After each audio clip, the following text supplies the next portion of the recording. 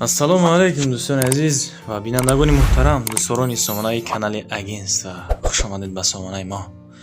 Бардори азиз, хоҳишманд ҳастам, навре ки тамошо карда истодаем аз аввал то охира бинен. Назар ба дигар хонаҳои имрӯзаи мо бениҳоят арзон аст. Аз навре тамошо кардагитон бардорҷоно пушаймон намешавед, гуфтагӣ умед даем.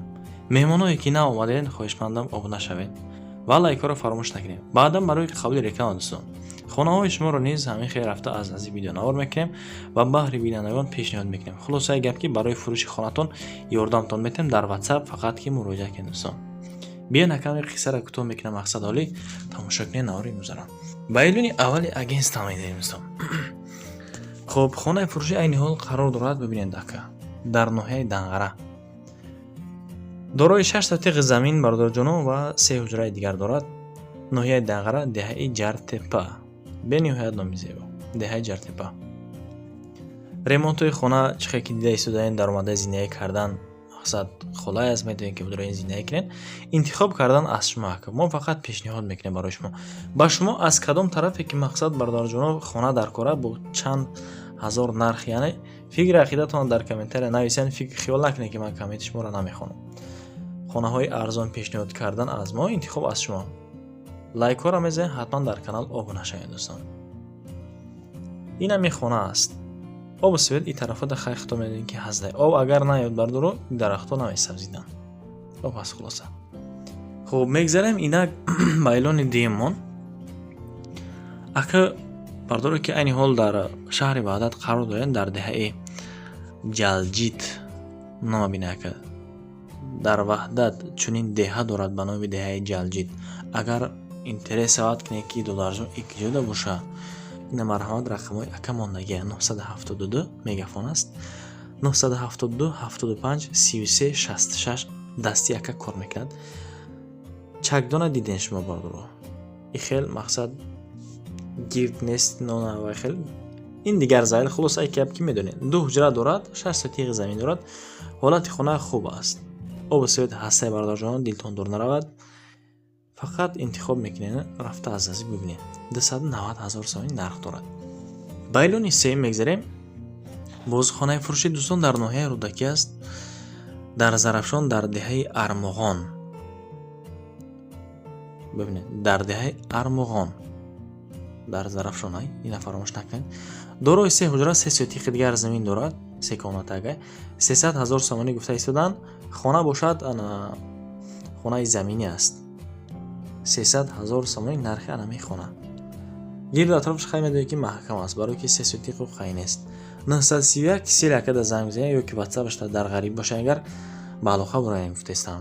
931 90 05 90 акамон баҳса дорад. марҳамат, метавонед ки занг бизанед. инак мегзарем ба эълони чорумон. гил дора хонаро бинед чӣ хел. хонаи фурӯши дӯстон дар ноҳияи Рӯдакӣ аст. дар ноҳияи Рӯдакӣ қарор дорад, тарафи Анамалда, поёни дарёи Кофарниҳонда, лаби дарё даёми хона. хонаи временка ба кухниш ҳастай бардоро. 3 та фундаменти подвал тайёра, метавонед ки болоша маҳкам карда, баъд бардор азиз хитон меҳнат мекунед, ин марҳамат метавонед ки хона кунед.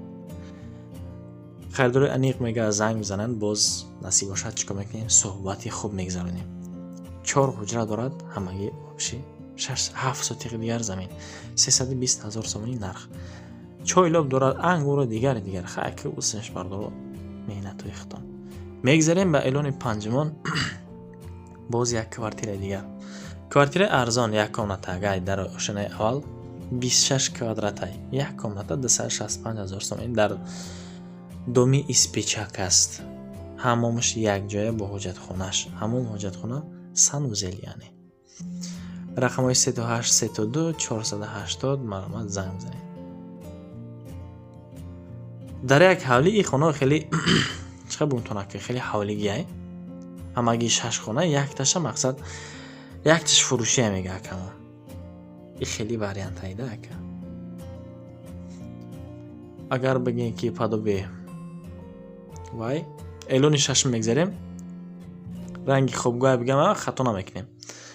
хонаи фурӯши дӯстон боз дар Душанбе, дар деҳаи Симиганҷ. дар деҳаи Симиганҷ ба райони ваҳдата и қарибае.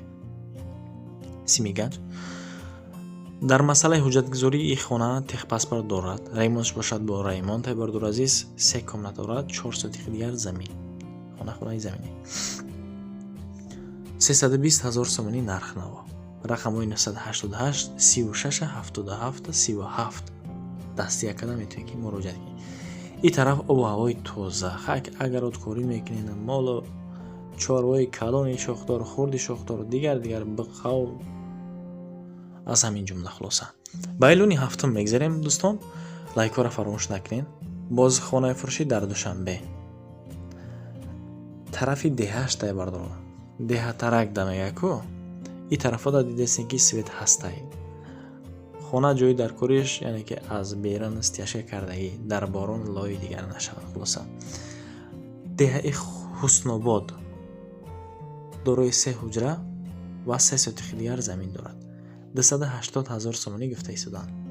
Рақамҳои 049 охираш бошад 302 049 302. WhatsApp дора акамон маромад занг бизанед. таъмир рафта истодааст айни ҳол дар ҳамин хона. Элони 8 мегзарем дӯстон. Боз як хонаи фурӯши дигар дар деҳаи Корвонида, Муваҳдадай. номи пешинаш ана туячи пешина бардоро. Шербачои дар Ваҳдатдаш малакаи тарафора медонед 100%. Дар шаҳраки Ваҳдатай, дар деҳаи Корвонида. خب از مرکز شهر وحدت 13 کیلومتر، یعنی که دورترک پاروت لنگراد باشد 9 کیلومتر دوره. حمام دارد، حاجتخانه دارد دوستان، قالین پرده و دیگر 300,000 سومانی نرخ دارد، 3 کامناته دارد و 3 سوتیق دیگر زمین دارد. رقم‌های 901 07 آخرش باشد 269. واتساپ یکده مرامد مراجعت کنید. درختای میوه دهنده است. مکتبی نو شدگی این طرفو ده. یک 500-700 متر، یعنی که دورش رزینسه میکنه ده میخونه. یا 500 یا 700 متر. الان این هم میگذاریم دوستان. باز یک خانه فروشی دیگر در شهر وحدت است. طرف دهشته در دهه چیلمزار. دهه چیلمزار دوستان. ای را بینید اگر تا چخیخشو کده که اون مهنت دوست به دست راستیگه در مهنتش گب نیست. خب در دهه چیلمزار دارای 2 حجره و 6 سوتیخی دیگر زمین. به نهایت نرخش ارزان. خواهشمندم لایک را بزنید. 220,000 سومانی خاطر انامین خانه دوستان. حالتی درونی خانه را بردارو. اگر راستیگه از اکا میتونید زنگ زده پرسین 976 44 21 20. تنها رقم های دستی اکادم مراجعت کرده میتونید شما بردارو. شلنگ هسته او هسته سویت هست. الان دهم میگذاریم. وقتی نه اونقدر زیاد شما را میگیریم لایک چو را بس فراموش نکنید دوستان. بیسون ابونه شوید شخصانی که نو آمدید خوشمندم و بعدا برای قبول رکلامه. گپی زیاد در کار نیست. با شما میگم که خانه فروشی داشته باشه اگر دوستان در واتساپ مراجعت کنید نصیب باشد طریق اعلان سودا میکنیم. با شما تشکر که تو همین دم با من بدید نوار تماشا کرده می‌اند.